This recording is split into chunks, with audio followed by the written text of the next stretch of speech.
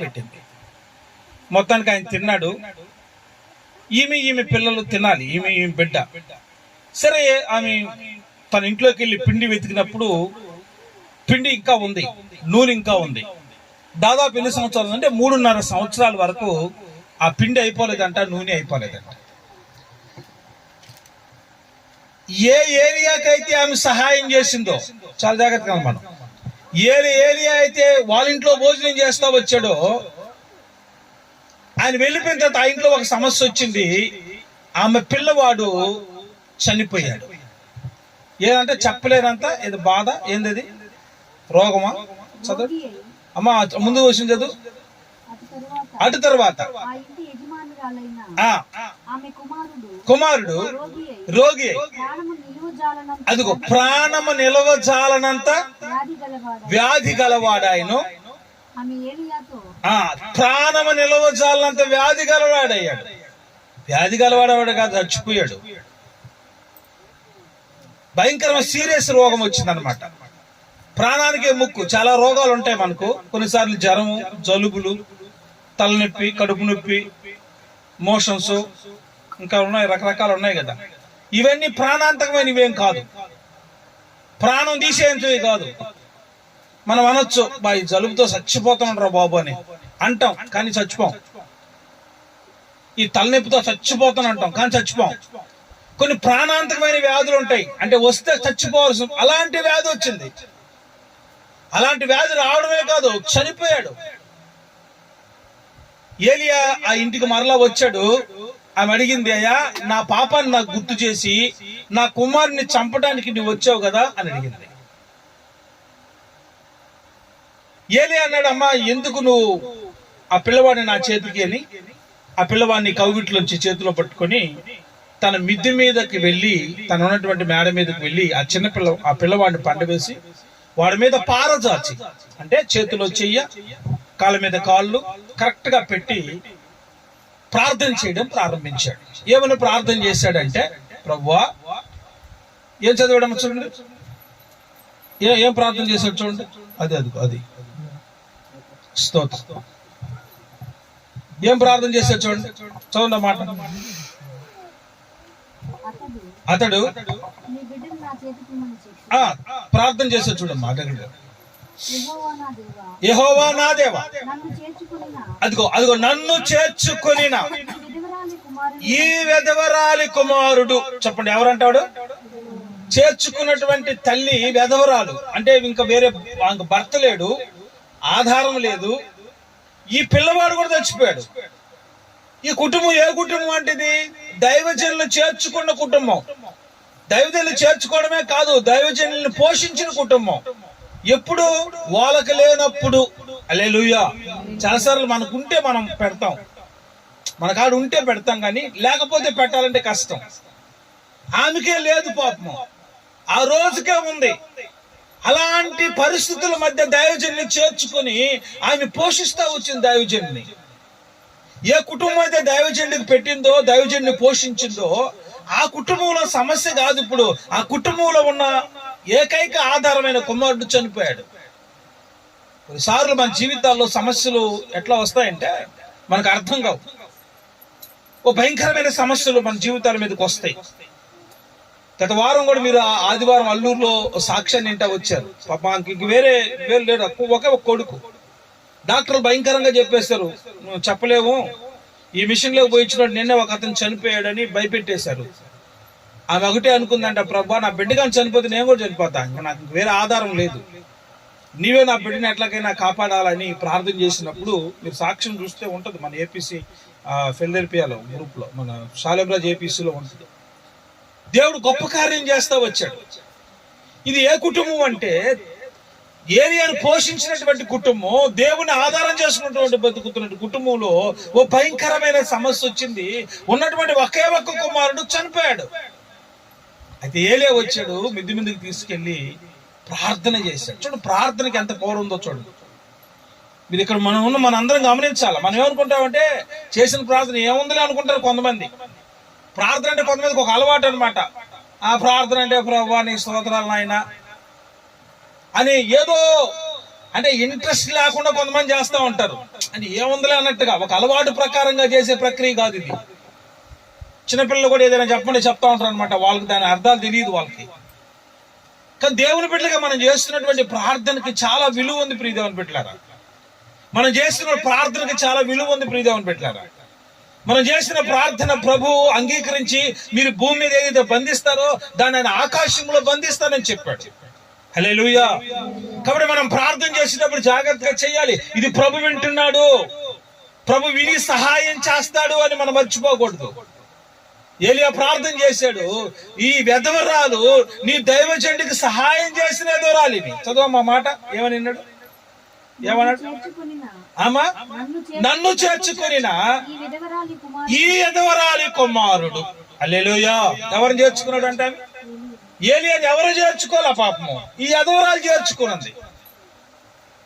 నాకు ఈ మధ్య ఒక ఆయన ఒక మాట అన్నాడు, సార్ ఒక దేవుడు ఉన్నాడు సార్, ఆ దేవుణ్ణి కానీ నమ్ముకుంటే ఎవరు పేదోళ్ళు ఉండరు, చాలా మంది డబ్బులుండే వాళ్ళే నమ్ముకో ఉంటారు సార్ అని. నేను ఆలోచన చేశా, మరి డబ్బులుండే వాళ్ళందరూ నమ్ముకుంటే మరి పేదోళ్ళ పక్షాన్ని ఎవరైనా ఉన్నారా అనుకుంటే నాకు ఒక ఆయన కనిపించాడు, ఆయన యేసు ప్రభు. హల్లెలూయా. పేదోళ్ళ దేవుడు ఎవరైనా ఉన్నారంటే ఆయనే. నిజంగా ఆయన పేదోడేం కాదు, భారతదేశంలోనే పేదోళ్ళ దేవుడు ఆయన.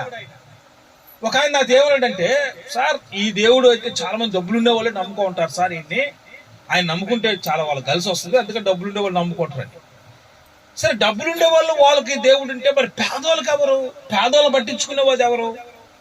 ఇక్కడ ఏలియాని పట్టించుకునే వాళ్ళు ఎవరూ లేరు, ఓ వెధవరాలు పట్టించుకుంది. హల్లెలూయా.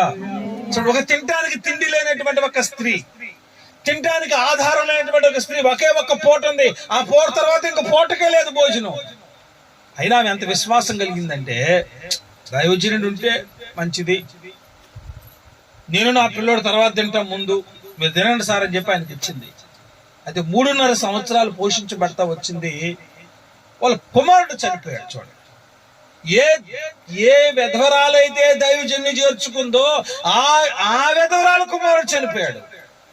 ఒకవేళ బయట వాళ్ళు వచ్చి అన్నారేమో, నువ్వు ఇన్ని రోజులు నువ్వు చేసుకున్నప్పుడు నమ్ముకున్నావు కదా, ఆ దైవజన్ని తీసుకుని వచ్చావు కదా, ఇప్పుడు నీ కొడుకు చనిపోయినాడు, ఎడ్ చేస్తావు.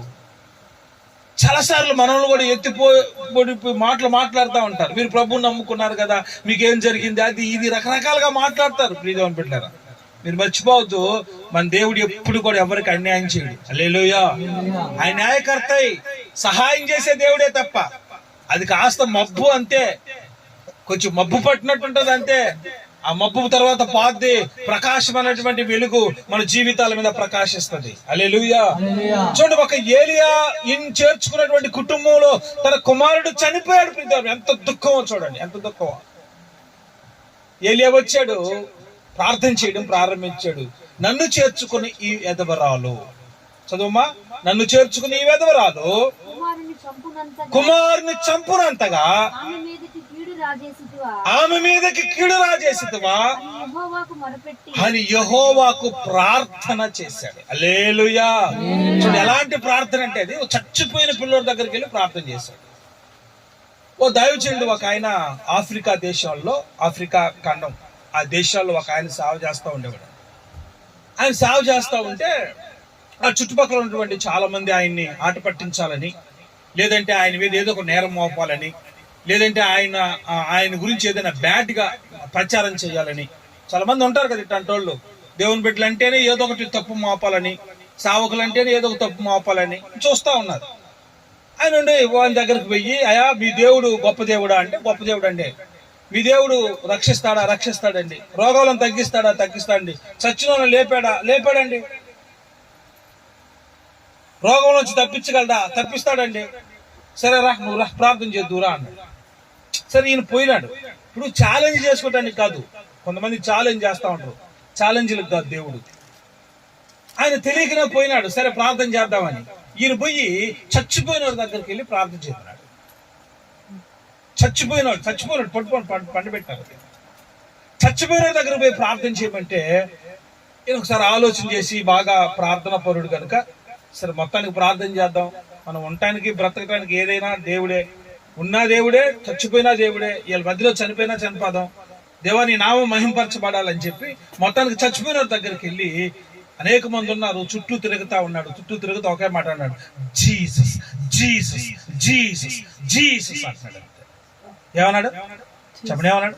యేసు యేసు యేసు యేసు యేసు యేసు అని తిరుగుతున్నాడంటే కొద్దిసేపు చచ్చిపోయినాడు కూడా యేసు యేసు యేసు అంటే వెనక తిరుగుతున్నాడు. చప్పట్లు కొడతాం గట్టిగా. హల్లెలూయా. ఆశ్చర్యపోయారు వాళ్ళు, ఆశ్చర్యపోయారు. మన దేవుడు ఏదైనా చేయగలడు. ప్రియదేవుని అనుకుంటారు, ఆయన చచ్చిన వాళ్ళు లేపగలడు, రోగాల నుంచి విడిపించగలడు, ప్రతి పరిస్థితుల్లోంచి ఆయన తప్పించడానికి సమర్థుడు. ఆయన సమర్థుడు. ఏలియా వెళ్ళి ప్రార్థన చేశాడు, ప్రభువా ఈ విధవరాలు కుమారును బ్రతికించు అని ఏలియా మొరపెట్టాడు. మరణంలో ఉన్నటువంటి వ్యక్తి కోసం, జీవం కోసం ఏలియా ఎప్పుడైతే ప్రార్థన చేశాడో, చెప్తుందా ఏలియా ఎలాంటి ప్రార్థనా పరుడంట? ఏలియా ఎలాంటి వాడండి? యాకోబు పత్రికలో రాస్తుంది 5:17 ఏమంటాడు? ఏలియా మన వంటి స్వభావం కలిగిన చెప్పండి మనుషుడే. అయితే ఏలియా ఆ శక్తితో ప్రార్థన చేయగా 3.5 సంవత్సరాల వర్షం లేదు. ఏలియా మనలాంటి వాడే. ఏలియాకి మనకు పెద్ద తేడా ఏం లేదు. ఏలియా మనలాంటి స్వభావం కలిగిన వ్యక్తే. కానీ ఏలియా ప్రార్థన ఎలా ఉంటదంటే ఆసక్తి కలిగిన ప్రార్థనగా ఉంటది.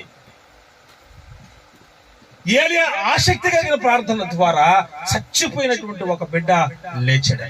హల్లెలూయా. ప్రియమైన దేవుని బిడ్డలారా, చాలాసార్లు మన జీవితాల్లో కూడా కొన్ని చచ్చిపోయిన అనుభవాలు ఉంటాయి, కొన్ని పాడైపోయినటువంటి పరిస్థితులు ఉంటాయి.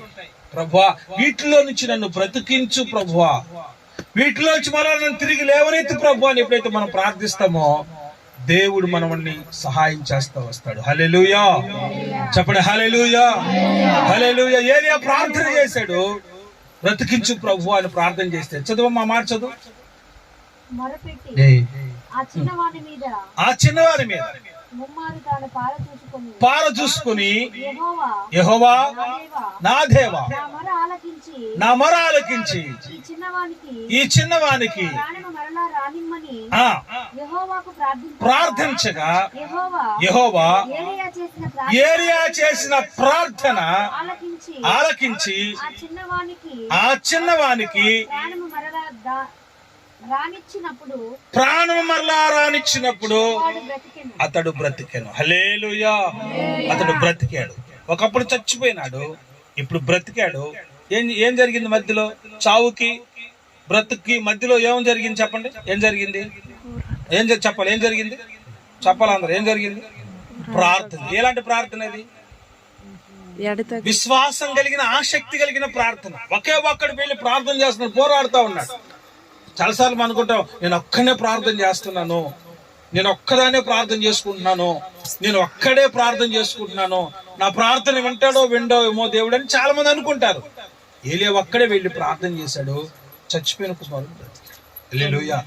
కాబట్టి ప్రియమైన దేవుని బిడ్డారా, మన జీవితాల్లో ఏదైనా అద్భుతం జరగాలి, ఆశ్చర్య కార్యాలు జరగాలి, మన జీవితం ఆశీర్వాదకరంగా ఉండాలంటే మనందరికీ ఒకే ఒక ఆయుధం ఒకటి ఇచ్చాడు ప్రభు, అది ప్రార్థన. ఎవరైనా చేయొచ్చు ప్రార్థన, ఎవరైనా చేయొచ్చు.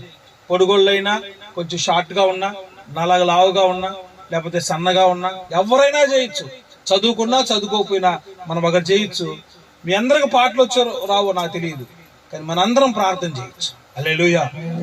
చేయలేము అందరం ప్రార్థన, అందరం వచ్చు. అందరికి పాటలు రాకపోవచ్చు, లేదంటే డ్రమ్ము కొట్టడం రాకపోవచ్చు, వాక్యం చెప్పడం రాకపోవచ్చు. మీ అందరికి ప్రార్థన మాత్రం వస్తుంది. మాటలు వచ్చిన వాళ్ళందరికీ ప్రార్థన వస్తుంది.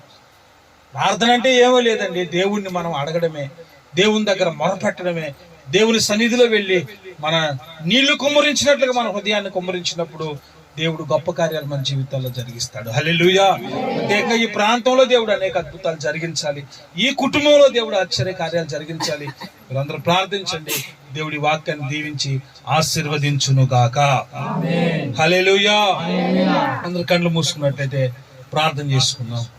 స్తోత్రం స్తోత్రం స్తోత్రం స్తోత్రం. ఆరాధనకు యోగ్యుడైన ప్రభువా, మీ పాదములకు స్తోత్రాలు చెల్లిస్తున్నాం.